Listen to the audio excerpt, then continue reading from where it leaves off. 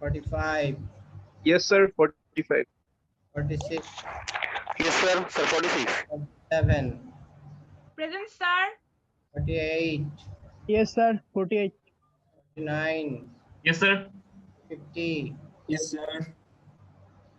15 batch, 22, Yes, sir.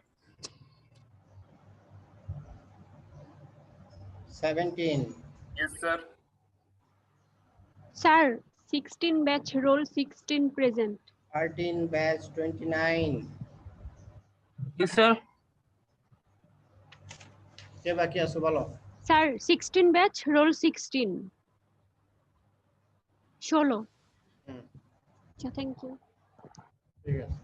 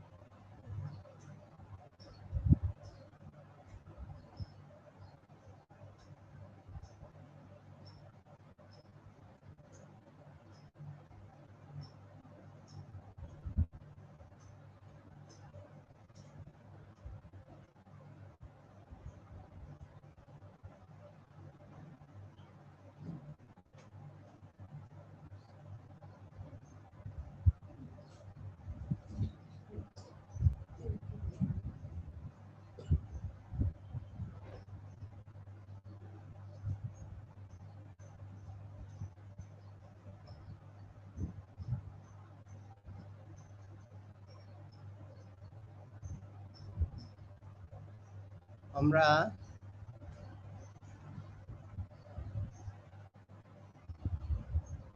আজকে শুরু করছি properties of an ideal quenching media. একটা ভালো কোয়েঞ্চ মিডিয়ার কি কি গুণ থাকা উচিত এবং কেন, সেটা আমরা আজকে দেখব। স্যার রেকর্ড করা হয়নি। রেকর্ড কই গেল ওটা? তাহলে তো আবার গোড়া থেকে শুরু করতে হবে না? জি স্যার, এই শেয়ার স্ক্রিনের পাশে রেকর্ড অপশনটা আছে।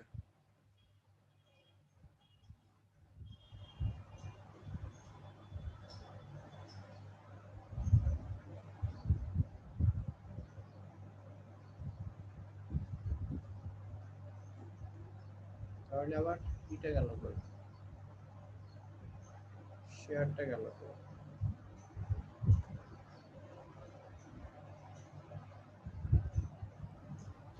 মাঝখানে আসে দেখবেন শেয়ার স্ক্রিন অপশন।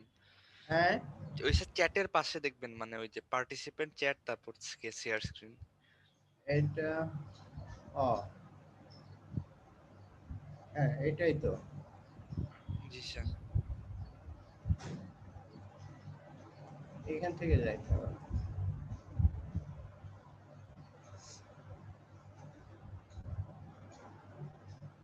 আগে ডায়ালগ ওইটা বক্সটা ওপেন করা নাই।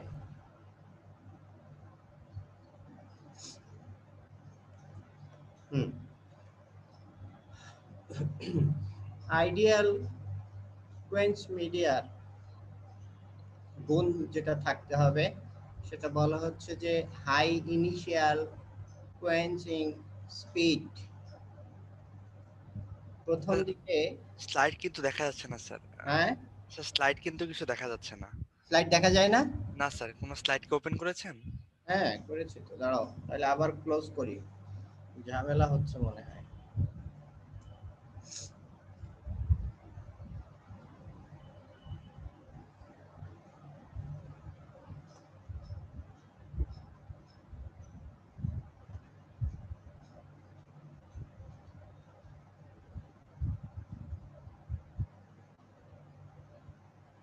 এন্ড করে দিলাম, দিয়ে আবার ঢুকতেছি।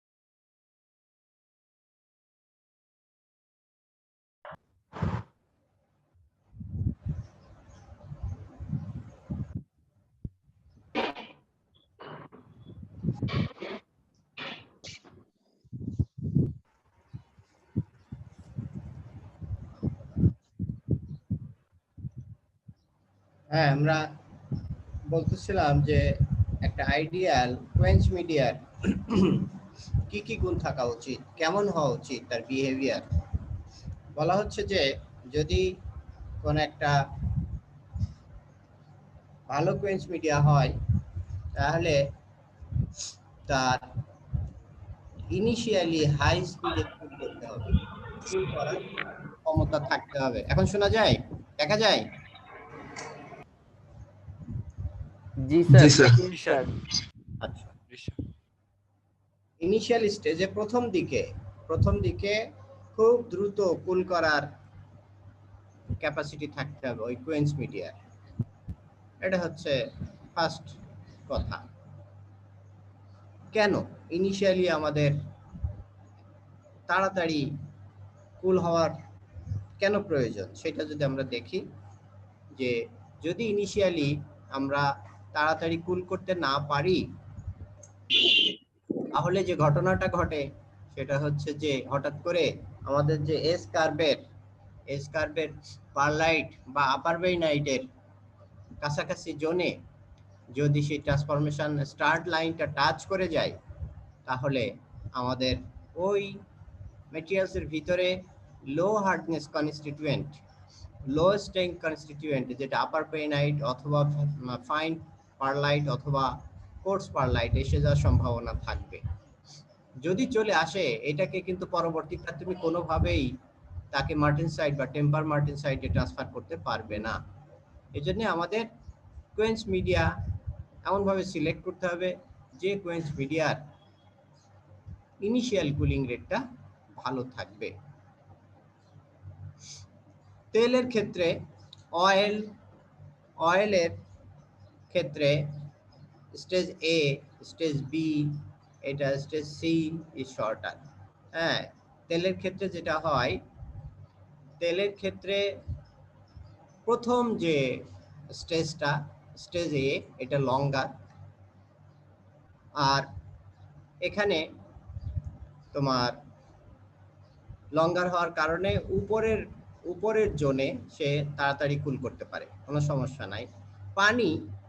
পানিও কিন্তু উপরের জোনে তাড়াতাড়ি কুল করতে পারে, কিন্তু পানির সমস্যা অন্য জায়গায়। সেটা হচ্ছে আমরা আসি যে ইনিশিয়াল স্টেজে ভালো একটা কোয়েঞ্চ মিডিয়ার ইনিশিয়াল স্টেজে হায়ার কুলিং রেট থাকতে হবে, কিন্তু একদম শেষের দিকে এসে কিন্তু আবার কুলিং রেটটা একটু লো হইতে হবে।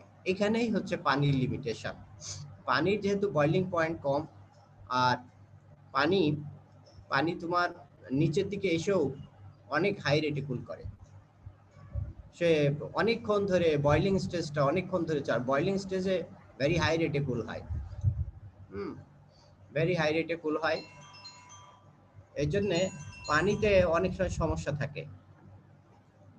পানিতে সমস্যা থাকে কি, সেটা হচ্ছে যে যদি কোনো জটিল কমপ্লেক্স কোনো কম্পোনেন্ট আমরা করি, কমপ্লেক্স কম্পোনেন্টটাকে আমরা কোয়েঞ্চ করি, সেক্ষেত্রে যেহেতু পানির নিচের স্টেজেও কুলিং রেট অনেক হাই, সেই ক্ষেত্রে এটার ফেটে যেতে পারে, ক্র্যাক হয়ে যেতে পারে, সারফেস ক্র্যাক হইতে পারে, এগুলো হয়ে যেতে পারে। পানির আরেকটা সমস্যা আছে, সেটা হচ্ছে যে অনেক সময় হাই টেম্পারেচারে থেকে যখন পানির ভিতর ডুবিয়ে দেওয়া হয়, সেই পানি এটাকে অক্সাইড তৈরি করে ফেলে। অক্সাইড তৈরি করলে যেটা হয়, সেটা সারফেসটা ড্যামেজ হয়ে যাবে। সারফেস ড্যামেজ হয়ে গেলে আমাদের প্রোডাক্টটা যত ভালো করে বানাই না কেন, ওটা কিন্তু আর বেশি সুন্দর দেখা যাবে না। অয়েলের ক্ষেত্রে আমরা অন্য বেনিফিট পেতে পারি।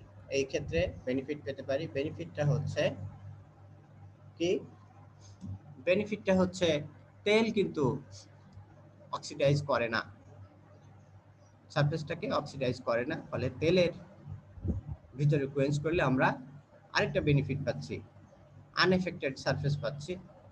আরেকটা জিনিস হচ্ছে যে তেল নিচের জন্য এসে কুলিং রেটটা স্লো করে দেয়। স্লো করার কারণে যদি জটিল কোনো শেপ হয় সেই ক্ষেত্রে ফেটে যাওয়া, ক্র্যাক তৈরি করার সম্ভাবনা কমে যাবে।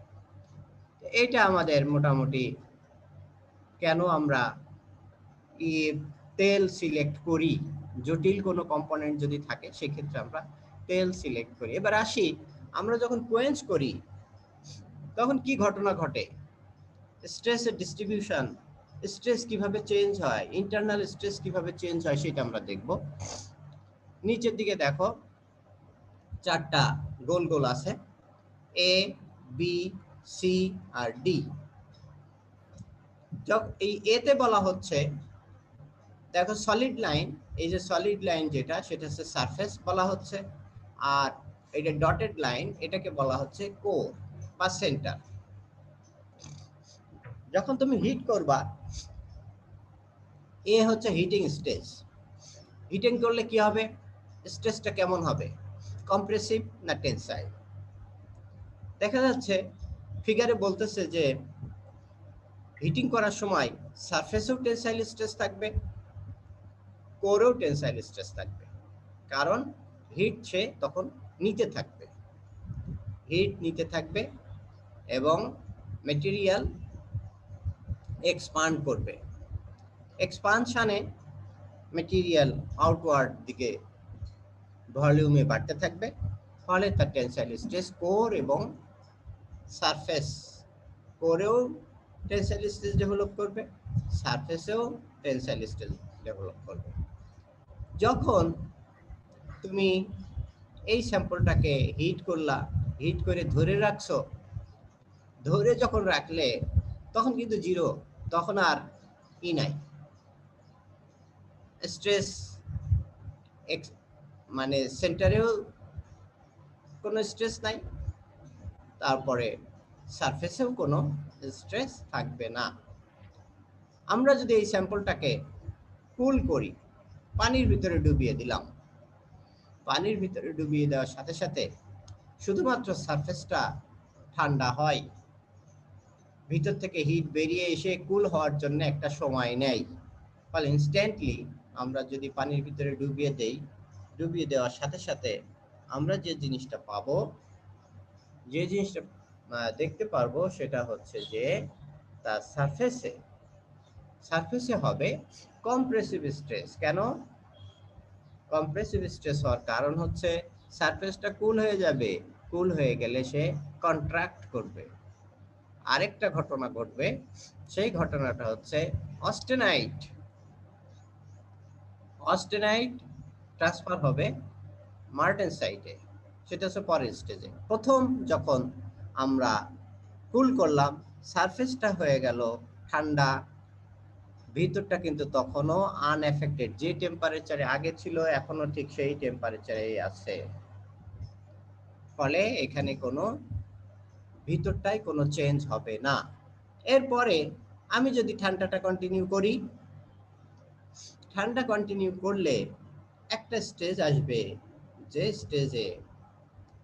যে স্টেজে সারফেস আবার টেনসাইল মোডে চলে যাবে। কেন টেনসাইল মোডে যাবে, কারণ সারফেসে ছিল অস্টেনাইট, সেই অস্টেনাইটটা যখন ক্রিটিক্যাল কুলিং রেটেড কুল করার ফলে যখন এমএস টেম্পারেচারে চলে আসলো, তখন অস্টেনাইট থেকে ট্রান্সফার হয়ে যাবে মার্টেনসাইটে। মার্টেনসাইট হচ্ছে বিসিটি আর অস্টেনাইট হচ্ছে এফসিসি। এফসিসি ডেনসিটি বেশি, ফলে ভলিউম কম, আর মার্টেনসাইটের ডেনসিটি কম, ভলিউম বেশি, ফলে সে এক্সপান্ড করবে, আবার এক্সপান্ড করবে। কিন্তু এই সারফেসে এক্সপানশন থাকলেও ভিতরটা in the meantime temperature কমে, তখন সে এই ভিতরটা তখন কন্ট্রাকশন শুরু করেছে, তখনও কিন্তু সে মার্টেনসাইট ট্রান্সফরমেশন হয় নাই, ওই এমএস টেম্পারেচারে সে এখনো আসে নাই। এই জন্যে সারফেসটা যখন এমএস টেম্পারেচারে এসে গেল, ক্রস করলো, সেখানে মাল্টিসাইট তৈরি হলো, মাল্টিসাইট ভলিউম এক্সপানশন হলো, ভলিউম এক্সপানশনের ফলে সে আগের মতোই এই যে এতে যখন হিট দিচ্ছিলাম ভলিউম এক্সপানশনের কারণে সারফেসে টেনসাইল মোড অফ স্ট্রেস কাজ করতেছিল, এখানেও এখন টেনসাইল স্ট্রেস কাজ করবে। কিন্তু সেন্টারে বা কোরে অবস্থাটা চেঞ্জ হয়ে যাবে। কেন চেঞ্জ হয়ে যাবে?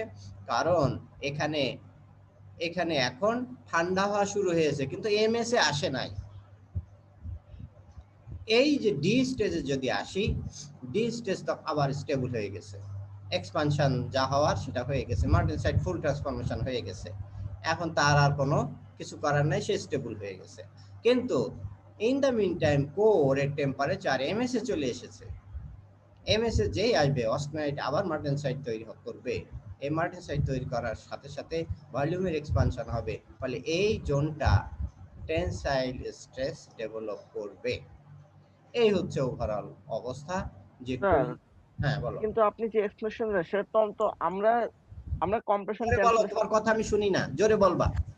আমরা যে কম্প্রেশন টেনশন শিখে এসেছি তার সাথে এটা পুরোপুরি মিলে না এজন্যই যে আমরা এর আগে শিখেছিলাম যে একটা ম্যাটেরিয়ালকে যখন সারফেসে হিট করা হয় তখন সারফেসটা এক্সপ্যান্ড করতে চায় কিন্তু কিন্তু করতে পারে না, সেজন্য তখন সারফেসে কম্প্রেশন চলে আসে, আর একে কাউন্টার করার জন্য ইনসাইডে টেনশন। সেটা আমরা তো বলি নাই এখনো। সেটা হচ্ছে যে every action has its equal and opposite reaction.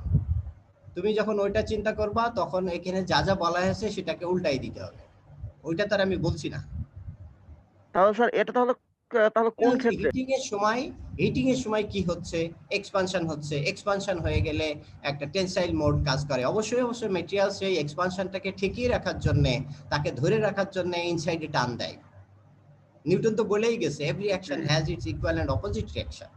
কিন্তু অলসো স্ট্রেসের নেচারটা অ্যাকচুয়ালি কি হবে? টেনসাইল স্ট্রেস আর কম্প্রেসিভ স্ট্রেস তো এক হলো না। যেমন ধরুন যে প্রথম ক্ষেত্রে যখন এটা আস্তে আস্তে এক্সপ্যান্ড করতে চাইবে তখন সেটা এক্সপ্যানশন বাধা পাবে বলে সেজন্য আমরা কি বলি তখন সারফেসে কম্প্রেসিভ স্ট্রেস ডেভেলপ করবে। কিন্তু আপনি এখানে বলছেন সেটা তো আমি বললাম, তুমি যখন নিউটনের থিওরি এখানে কাজে লাগাবা তখন এখানে যা যা আছে টোটালটা উল্টিয়ে যাবে, এই সাইনগুলো উল্টাই দিতে হবে, আর সব ঠিক আছে। যেখানে কম্প্রেশন আছে সেখানে টেনসাইল হয়ে যাবে, যেখানে টেনসাইল আছে সেখানে কম্প্রেশন হয়ে যাবে। আমি তোমার এখন যেটা বলতেছি যে হিট দেওয়ার সাথে সাথে মেটেরিয়ালস এক্সপান্ড করতেছে। মেটেরিয়াল এক্সপান্ড করলে সে কিন্তু এক্সপানশন যদি হয়, মেটেরিয়াল কি করে? মেটেরিয়াল যখন এক্সপানশন হয় তখন তার সামনের দিকে যেতে চায়, কিন্তু তার ইনার লেয়ার তাকে আটকে রাখে। জি, এটাই তো ঘটনা।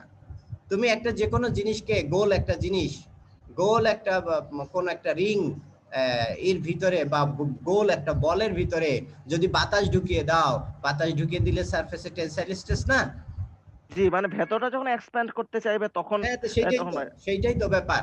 কিন্তু বলটা টেনসাইল স্ট্রেসে ছিঁড়ে যাচ্ছে না কেন?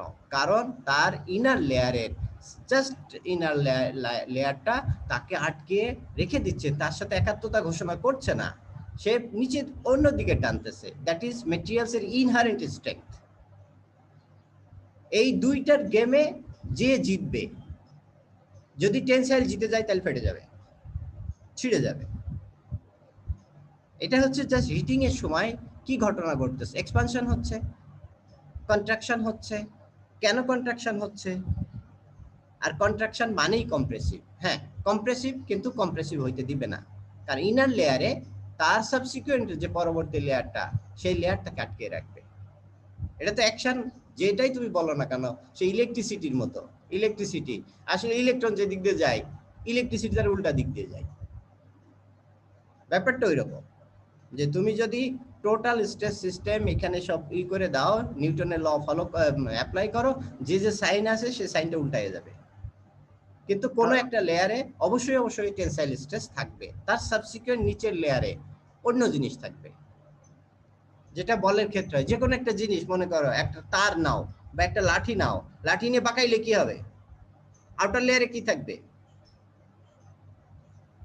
বাকি আমি যদি একটা রডকে যদি বাঁকাতে চাই, তবে যেটা হচ্ছে convex side sir tension create হবে, মানে কনভেক্স সাইডটাকে টেনে টেনে রাখতে চাইবে, আর ভেতরে যেটা না না ওইটা টেনে রাখতে চাইবে বলো না, তুমি বলো যদি রডকে তুমি বাঁকাও তাহলে আউটার সারফেসে টেনসাইল না কম্প্রেসিভ?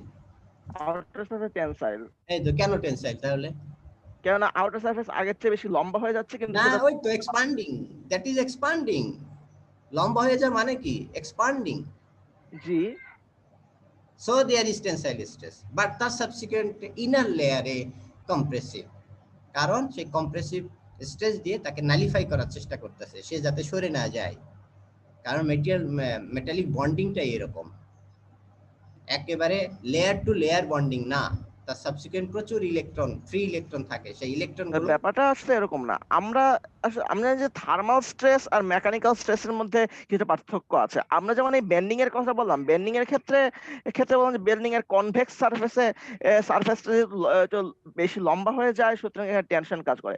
কিন্তু আমি যে বললাম যে একটা হিটিং এর সময় যখন সারফেসটা নিজে লম্বা হতে চায়, হ্যাঁ অবশ্যই এটা ভলিউম বাড়তে চায় কিন্তু পারে না, তখন তাহলে সারফেসে কি স্ট্রেস কাজ করবে? হইতে চাই, সে কি শুধু হইতে চায় না হয়? কিছুটা হয়ও, তাহলে কিন্তু কি? আর হতেছে আচ্ছা ঠিক আছে, বাধা পায়। বুঝছি, তুমি বেশি কথা বলতেছো, বুঝতেছো না তুমি। হ্যাঁ, আর কারো প্রশ্ন আছে? আর কারো কিছু জানার আছে এখানে?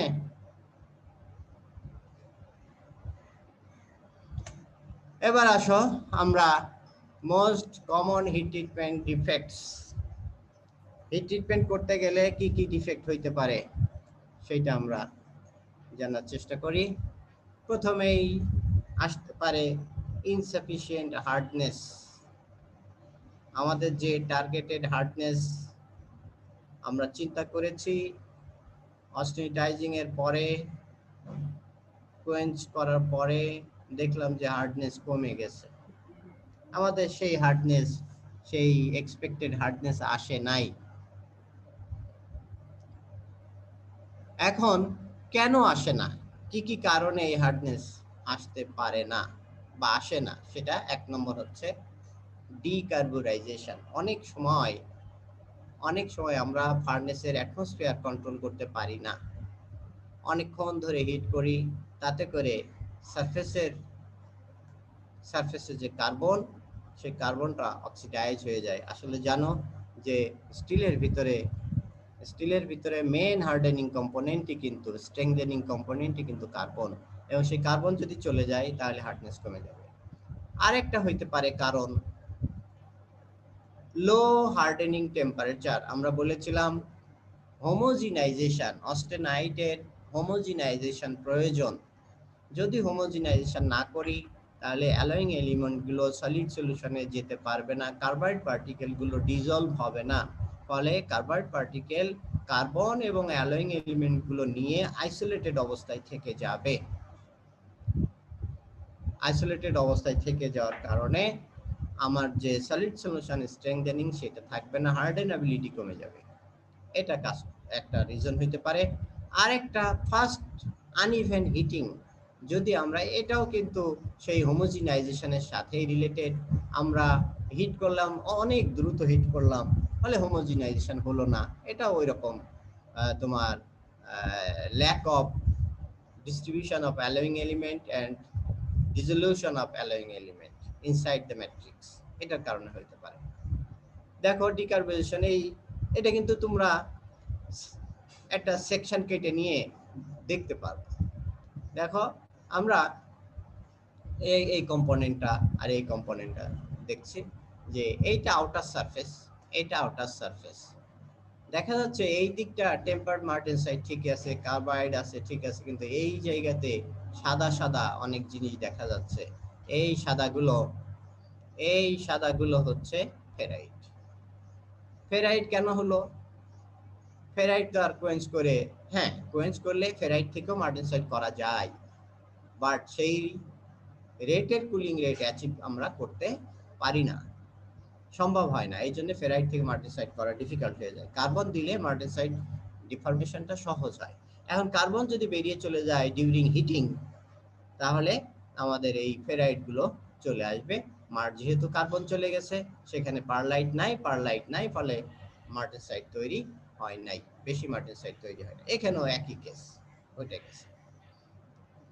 অনেক সময় যেটা বলছিলাম যে লো হার্ডেনিং টেম্পারেচার, দেখো এই একটা মেটেরিয়ালস, এই একটা মেটেরিয়ালস, এটা দেখো অনেক সুন্দর, অনেক হোমোজেনিয়াস, কার্বন পার্টিকেল গুলো সুন্দরভাবে ডিস্ট্রিবিউটেড, তারপরে টেম্পার্ড মার্টেনসাইটও কিন্তু সুন্দরভাবে ডিস্ট্রিবিউটেড।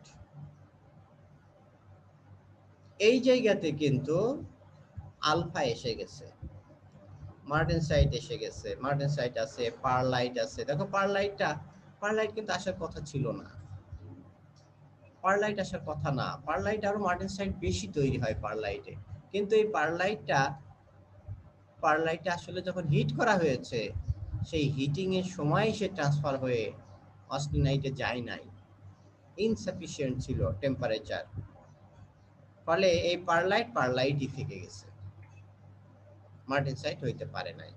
এটা ইনসাফিসিয়েন্ট তোমার হচ্ছে হিটিং টেম্পারেচার, অথবা হিটিং টেম্পারেচার ঠিকই আছে বাট ভেরি হাই রেটে হিটিং করা হয়েছে, এই জন্য এই ধরনের ঘটনা ঘটে গেছে।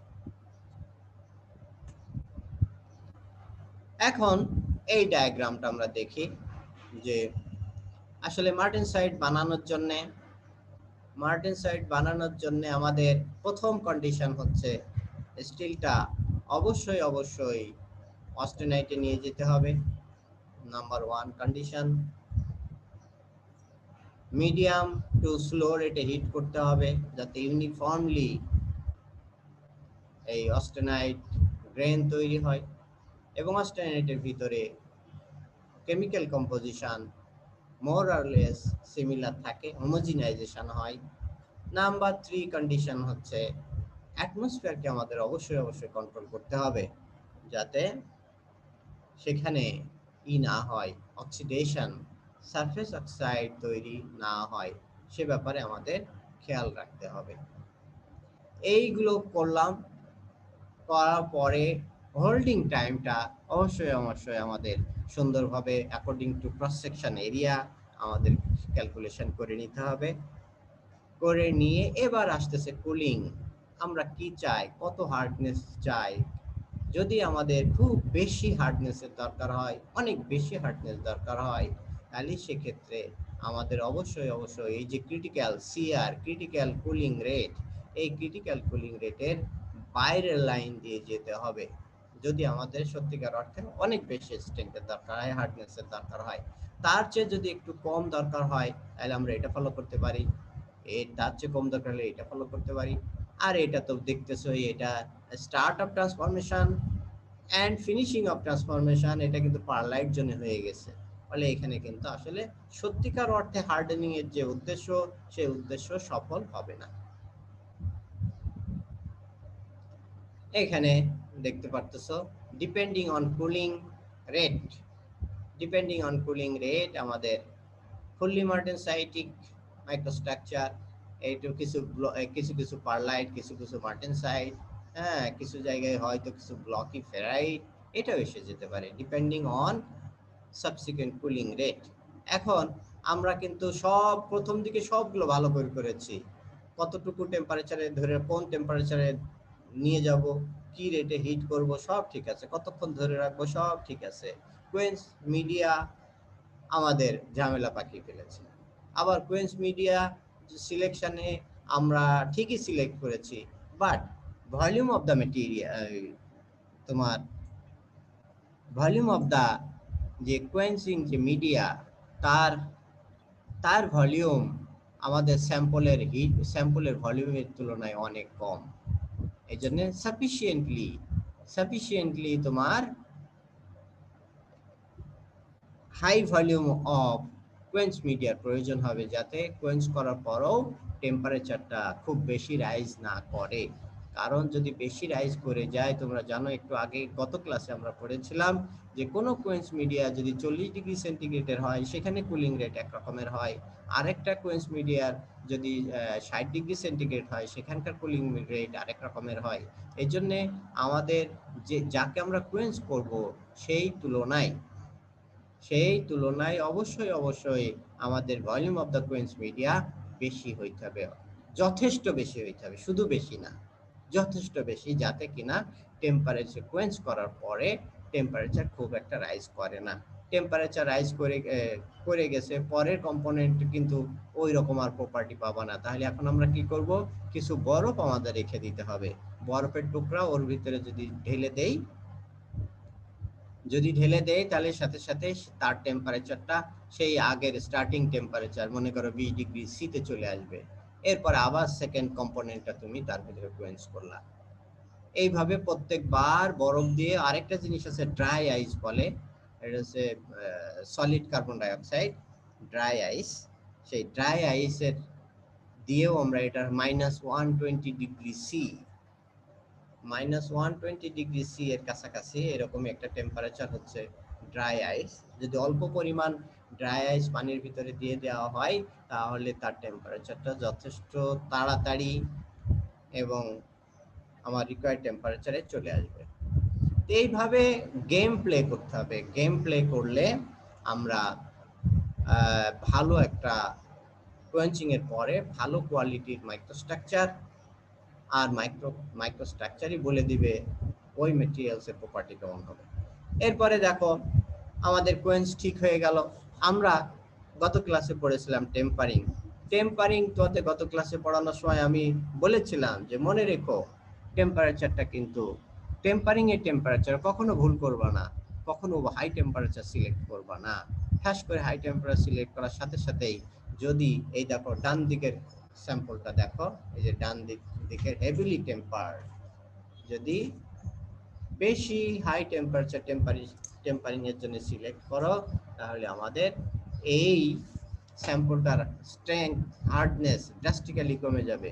পরবর্তীতে কিন্তু তুমি আর সেইটাকে ফেরত নিয়ে আসতে পারবে না, আবার তোমাকে যথেষ্ট বেগ পেতে হবে, আবার সেখানে রিহিটিং করতে হবে, হোল্ডিং করতে হবে, কোয়েঞ্চ করতে হবে।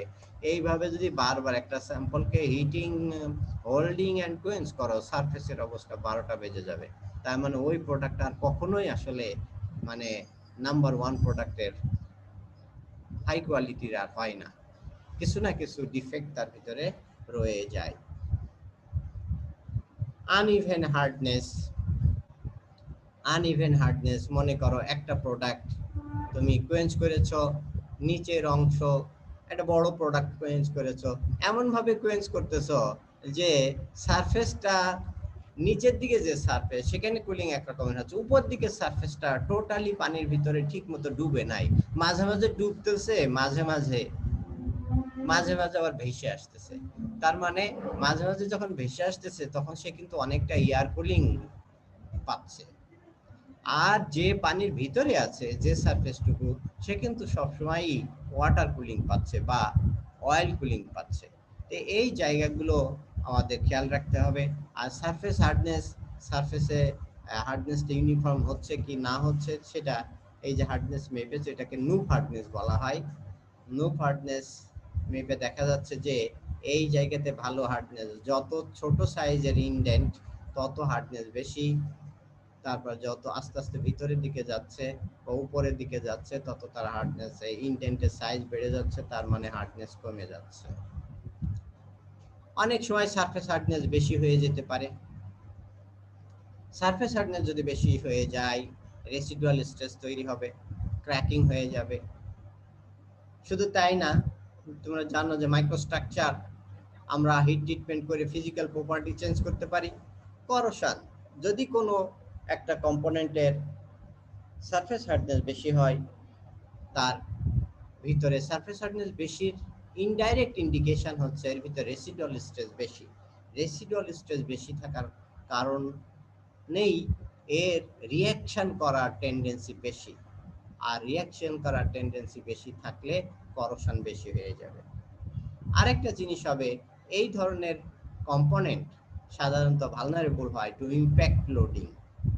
যদি সাডেন কোনো লোড ওখানে পড়ে তাহলে অনেক সময় এটা ভেঙে যেতে পারে, কারণ তার নচ সেন্সিটিভিটি অনেক বেড়ে যায়।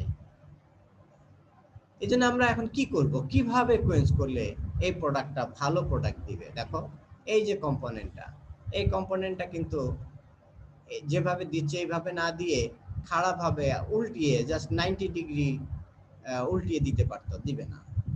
এইটা দেওয়াতে তারা হিসাব করে দেখেছে, সিমুলেশন করে দেখেছে যে এইটা করলে তার সাইডে ডিফরমেশন হওয়া বা বেঁকে যাওয়া, যেটাকে বলা হয় ওয়ার্পিং বলে, এবড়ো থেবড়ো হয়ে যাওয়ার চান্স কম থাকে। যেমন এই একটা লম্বা জিনিস, এই লম্বা জিনিসটা তুমি যদি 90 ডিগ্রি উল্টিয়ে দাও তাহলে এটা কিন্তু কার্ভড হয়ে যাবে। আমরা নিজেরাও, আমরা যখন সেশনাল করেছি তখন আমাদের স্যাররা এগুলো দেখিয়েছিলেন হিট ট্রিটমেন্টে, যে একটা স্যাম্পল তুমি এইভাবে ঢুকাইলা কেমন হলো, আর একটা স্যাম্পল, এই একই স্যাম্পল যদি 90 ডিগ্রি অ্যাঙ্গেলে ঢুকিয়ে দাও তাহলে কেমন হবে, তাহলে এটা বেঁকে যায়। এই দেখো, মাছ যদি অনেক বেশি প্রোডাক্ট বানানোর দরকার হয় সেক্ষেত্রে দেখো একটা স্টেজের উপরে রেখে, চুলার ভিতরে একটা স্টেজের ভিতরে, স্টেজের উপরে দিয়ে চুলার ভিতরে দিয়েছে, হিট করেছে, এবং সেই এই স্টেজ সহই কিন্তু পানির ভিতর চলে যাবে। এই যে এই ছবিটাই তোমরা দেখো, এই ছবিটা দেখো, স্টেজের ভিতরে তাক করা, তাকে তাকে 1 2 3 আরো নিচে আছে 4, এইভাবে অনেক স্যাম্পল ঢুকানো আছে। ঢুকিয়ে এখন তাকে উপর থেকে এই যে কোয়েন্সিং যে ভ্যাট বলা হয়, এই কোয়েন্সিং ভ্যাট কিন্তু অনেক গভীর, অনেক ডিপ, এবং ট্রেনের মাধ্যমে উপর থেকে আস্তে করে ভিতরে ছেড়ে দেওয়া হচ্ছে। এইভাবে অনেক টেকনিক, অনেক ক্ষেত্রে আছে যে এগুলো না আমাদের ব্যাচ টাইপ, এটা তো ব্যাচ টাইপের, এটা কন্টিনিউয়াস হিট ট্রিটমেন্টও করা সম্ভব।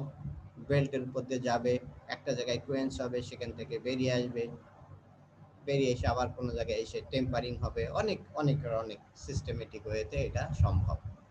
এখন দেখো, যদি আমরা ঠিক মতো কোয়েন্স করতে না পারি, ঠিক মতো হোমোজিনাইজেশন যদি না হয়, সারফেসে টুলসের যে প্রোডাক্ট আমরা বানাইলাম, বানানোর আগে মেশিনিং করেছি, সেই মেশিনিং করার সময় যদি সারফেসে কোনোভাবে টুল মার্কস থেকে যায়, অথবা কোনো অবজেক্টের ভিতরে ইনসাইডে বড় আকারের ডিফেক্ট থেকে যায়, দেখো এই স্যাম্পলটা একদম ভেঙে গেছে, জাস্ট 2 ভাগ হয়ে গেছে, ব্যবহার করতে পারে নাই। কোয়েন্স করার সাথে সাথেই ডিউরিং কোয়েন্সিং 2 পার্ট হয়ে গেছে। দেখা গেছে যে এখানে অনেক ডিফেক্ট আছে, একটা সাদা জায়গা দেখতেছো, একটা ডিফেক্ট এখানে দেখতেছো, এগুলো ডিফেক্ট বলে। এই ডিফেক্টিভ জায়গায় যে রেসিডুয়াল স্ট্রেসের ভিতর তৈরি হয়েছিল, সেই রেসিডুয়াল স্ট্রেস, এই ডিফেক্টিভ জায়গাগুলো ফ্র্যাকচার মেকানিক্সের থিওরি যদি অ্যাপ্লাই করো, তাহলে এখানে শার্প যে জোন ছিল, শার্প যে ডিফেক্ট ছিল, সেই শার্প ডিফেক্টের টিপে তোমার রেসিডুয়াল স্ট্রেসগুলো স্ট্রেসের কনসেন্ট্রেশন ঘটিয়ে এটাকে ফাটিয়ে ফেলেছে। এখানে এইভাবে ফেটে গেছে। দেখা গেছে যে ম্যাক্সিমাম ক্ষেত্রেই কোনো না কোনো প্রবলেম থাকে, এবং ফ্র্যাকচার আমরা যে 442 এর যে আমাদের সেকেন্ড টার্মে যে সেশনাল আছে 442, সেইটার কাজ হচ্ছে এই ধরনের ফেইলিয়ার গুলো কেন হলো এটা খুঁজে বের করা। তো ম্যাক্সিমাম ক্ষেত্রে 98% ক্ষেত্রেই কিন্তু আসলে কারণ খুঁজে পাওয়া সম্ভব যে একটা ম্যাটেরিয়ালস কেন ফেল করে গেল। 98% বা 99% ক্ষেত্রে এই ম্যাটেরিয়ালস এর ফেল করার ইনহারেন্ট যে রিজন গুলো, সেগুলো খুঁজে পাওয়া, বের করা সম্ভব। এখন আসো, এই জিনিসটা আমরা অলরেডি পড়ে ফেলেছি যে হট অবস্থায় অস্টেনাইট, তারপরে কোয়েন্স করলো, কোয়েন্স করার সময় শুধু সারফেসে মার্টেনসাইট, যেটা আমরা আগে পড়িয়েছি, কোয়েন্স করলা, ভিতরে অস্টেনাইট, এই যে অস্টেনাইট যেটা, সেই অস্টেনাইট মার্টেনসাইট। এইবার আসো তোমরা, যে আমরা বলেছিলাম যে এই জায়গাটা এক্সপান্ড করতেছে এখানে মার্টেনসাইট তৈরি হয়ে এক্সপান্ড করতেছে। এখন পরবর্তীতে যখন তুমি করলা, এটা থেমে এখানেও তোমার টেনসাইল ছিল, এই স্টেবল হয়ে গেল। এরপরে দেখো মার্টেনসাইট যখন আবার তৈরি হচ্ছে, ইনসাইডে যখন তৈরি হচ্ছে, তখন সে আউটওয়ার্ডলি এক্সপান্ড করতেছে, টেনসাইল স্ট্রেস অ্যাপ্লাই করছে, this is tensile stress. But এখানকার যে স্টেবল হয়ে গেছে মার্টেনসাইট যে স্টেবল, সে স্টেবল মার্টেনসাইট কিন্তু এখন তাকে আটকে রাখার চেষ্টা করতেছে, সে তার উপরে কম্প্রেসিভ লোড দিতেছে। এখন এই যে কম্প্রেসিভ লোড তারপরে অ্যাপ্লাই করতেছে, ভিতর থেকে কিন্তু টেনসাইল লোড দিয়ে তাকে ধাক্কা দিতেছে, আর ক্র্যাকটা তার উপরে। এটা হচ্ছে কম্পিটিশন, কে জিতবে। যদি এই স্ট্রেস যদি এই আউটার লেয়ারের কম্প্রেসিভ স্ট্রেসের তুলনায় কম হয়, তাহলে প্রোডাক্টটা সার্ভাইভ করে যাবে, কোনো সমস্যা নাই। কিন্তু যদি এই স্ট্রেসটা বেশি হয়ে যায় আউটার লেয়ারের কম্প্রেসিভ স্ট্রেসের তুলনায়, তাকে আলটিমেটলি ফেল করিয়ে দিবে, এবং সেই ক্র্যাকটা কিন্তু তৈরি হবে টেনসাইল স্ট্রেসের কারণেই। তোমরা জেনে রাখবা, কম্প্রেসিভ লোডে কিন্তু ক্র্যাকিং তৈরি হয় না, টেনসাইল লোডে ক্র্যাকিং হয়। তাই যদি সারফেসে যদি টেনসাইল স্ট্রেস নাই থাকবে, তাহলে ক্র্যাকিং কিভাবে হলো? অবশ্যই টেনসাইল স্ট্রেস থাকবে। তাই আমাদের এখানে শেষ। এখন তোমরা যদি কারো কিছু জানার থাকে প্রশ্ন করতে পারো। এই চ্যাপ্টার শেষ, চ্যাপ্টার 1 শেষ। আমরা নেক্সট চ্যাপ্টার কাস্ট আয়রন শুরু করব। কাস্ট আয়রন শুরু করে তারপর আমরা কাস্ট আয়রন এবং এই হিট ট্রিটমেন্ট অফ স্টিল, এই 2 চ্যাপ্টারের উপরে 3টা ক্লাস প্রয়োজনে আমরা ডিসকাস করব। আজকে আমাদের এই চ্যাপ্টার 1 শেষ। কারো কিছু সমস্যা আছে? স্যার আপনি যে বললেন যে এক একটা ওরিয়েন্টেশনে আমরা যদি জোরে বলতে হবে, জোরে বলো, শোনা যায় না তো। আমরা এক একটা ওরিয়েন্টেশনে যে কোয়েঞ্চিং মিডিয়ার মধ্যে জিনিসগুলোকে ঢুকাই স্যার, সো এখানে একভাবে ঢুকালে হচ্ছে এক রকমের স্ট্রেস হবে, বা অন্যভাবে ঢুকালে মানে ডিসটরশন হতে পারে। তো এটা স্যার, এটা কি ট্রায়াল এন্ড এররের মাধ্যমে ডিটারমাইন করতে হয় নাকি স্যার এটা হয় কি, ব্যাপারটা কিন্তু তোমাকে রিয়েলিটি মেনে নিতে হবে। সেটা হচ্ছে যে তুমি কিন্তু কনসিডার করতেছো 5টা এলিমেন্ট, 7টা এলিমেন্ট। তুমি যখন ওইএস করো তখন কি সেখানে 5টা 7টা এলিমেন্ট থাকে? না স্যার, থাকে না। কিন্তু সেই এলিমেন্ট গুলোকে তুমি কনসিডার করছো না। এখন কনসিডার তুমি করো বা না করো, তারা কিন্তু ফর নাথিং বসে নাই। তাদের যে কাজ সে কিন্তু করে যাচ্ছে, করছে কিনা বলো? Yes sir. তার যতটুকু করার সে কিন্তু সেখানে বসে করবেই। তুমি তাকে কনসিডার করো বা না করো, তাতে তাদের কিছুই যায় আসে না। ফলে ও যে অঘটন ঘটাইতে পারে, বা পজিটিভ কিছু ঘটাইতে পারে, বা নেগেটিভ কিছু ঘটাইতে পারে, সেটা কিন্তু ঘটাবেই। আর এইটা তুমি কনসিডার করছো না, আর কনসিডার করছো না বলেই এই অঘটনগুলো ঘটে যাবে। তাহলে যদি অঘটন ঘটে যায়, পজিটিভলি যদি হয়ে যায়, নো প্রবলেম। তুমি এক্সপেক্ট করতেছিলে 62 হার্ডনেস, তোমার হার্ডনেস হয়ে গেছে 64। হ্যাঁ, ভেরি গুড, টেম্পারিং করে নামিয়ে দিলা। বাট তোমার হার্ডনেস হচ্ছে, প্রয়োজন হচ্ছে 62, তোমার হয়ে গেছে 52। এখন বিপদ না? দেখা গেছে যে কিছু এলিমেন্ট ছিল, যে এলিমেন্ট কার্বাইড তৈরি করেছিল, যে কার্বাইড গুলো তুমি অস্টেনাইট, যে টেম্পারেচারে অস্টেনাইট তৈরি করেছো, সেই টেম্পারেচারে ওই কার্বাইড গুলো ডিজলভ হয় নাই। এখন ওই এলিমেন্ট কার্বাইড তৈরি করেছে, ভালো কথা, কোনো সমস্যা নাই। বাট সমস্যা আছে, সে তো কার্বন নিয়ে গেছে, ঠিক কি না? জি স্যার। সে যদি কার্বন নিয়ে যায়, তুমি কিন্তু হিসাব করো নাই। মনে করো 0.04% ভ্যানাডিয়াম আছে, এই 0.04% কেউ কিন্তু ধরবে না। কিন্তু কালকেই আমার একটা কোম্পানির দিয়েছে যে একটা কমেন্ট করার জন্য, অনেকগুলো এলিমেন্ট, সেখানে 14টা এলিমেন্ট আছে, 14টা এলিমেন্ট। এখন তার দরকার হচ্ছে 7টা এলিমেন্ট, 7টা এলিমেন্টে তুমি ট্রিটমেন্ট করতে পারবে না। আবার 14টা এলিমেন্টও তুমি কনসিডার করতে গেলে জটিল হয়ে যাচ্ছে। তাহলে কি করবা? মেজর 7টা এলিমেন্ট ধরে আগে কাজ করো, করে একটা ডামি স্যাম্পল দিয়ে ওই হিট ট্রিটমেন্টটা শেষ করো। করার পরে আগে এইবার তুমি অ্যানালাইসিস করো, তুমি কি পেয়েছো, কতটুকু দূরে আছো। তারপরে আবার সুন্দর করে পজিটিভলি চিন্তা করে নেক্সট আরেকটা স্যাম্পল করো। হুটহাট করে করা যাবে না, কিন্তু সুন্দর ঠান্ডা মাথায় ক্যালকুলেশন করে তারপর করতে হবে। হ্যাঁ, আর কিছু? আর কারো কিছু জানার আছে?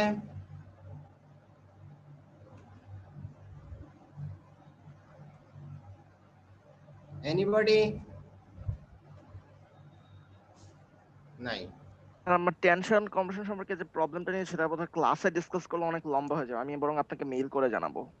হ্যাঁ, আমার যে টেনশন আর কম্প্রেশন নিয়ে যে একটু কনফিউশন ছিল সেটা ক্লাসে ডিসকাস করলে হয়তো অনেক লম্বা হয়ে যাবে, আমি প্রবলেমটা মেইল করে জানাবো। ফিজিক্যালি ক্লাস হবে তখন তুমি আমার রুমে এসো, ঠিক মেইল আছে? করবো না স্যার? হ্যাঁ, মেইল করবো না স্যার? না, মেল করো না, মেল করে লাভ নেই, মেল করে বোঝানো যায় না। আর তোমার মেলের আনসার লেখার সময় কোথায়? আর তুমি তো বুঝবাও না। তোমাকে যদি ফিজিক্যালি ফেস টু ফেস বসে বলা হয় তাহলে অল্প সময়ের ভিতরে সবকিছু পরিষ্কার হয়ে যাবে। ঠিক আছে স্যার, বইটা পড়ে দেখি। হ্যাঁ, যদি- বই পড়ো, বই পড়ো। শুধু বই পড়লে তো হবে না, আসলে আজ যত তুমি গভীরে জানতে চাইবা, তত তোমার এখানে কিন্তু শুধু হিট ট্রিটমেন্টের ব্যাপার না, এখানে থার্মাল স্ট্রেস, এখানে এমনি নর্মাল স্ট্রেস, তারপরে shear stress, compressive, tensile, Newton's law, a lots of multi function এখানে। ফলে তোমাকে শুধু ওই একটা বই পড়ে কোনো কাজ হবে না। যত গভীরে জানতে চাইবা তত বেশি বই কনসাল্ট করতে হবে এবং বেশি ডাইমেনশনের জিনিস তোমাকে শিখতে হবে, কারণ প্রত্যেকটা জিনিস কিন্তু সিঙ্গেল একটা ফ্যাক্টরের উপরে ডিপেন্ড করে না, মাল্টি ফ্যাক্টর। সে মাল্টি ফ্যাক্টর কে কিভাবে ইনফ্লুয়েন্স করে সেটাও তোমাকে জানতে হবে, নাইলে তো তোমার এই কনসেপশন ক্লিয়ার হবে না। আর যদি ফিজিক্যাল ক্লাস হয় তুমি আমার রুমে আসো, আসলে যতটুকু পারা যায় বুঝাই দেব। ওকে স্যার, আমিও চেষ্টা করি বইটা পড়ে দেখি। আর কেউ?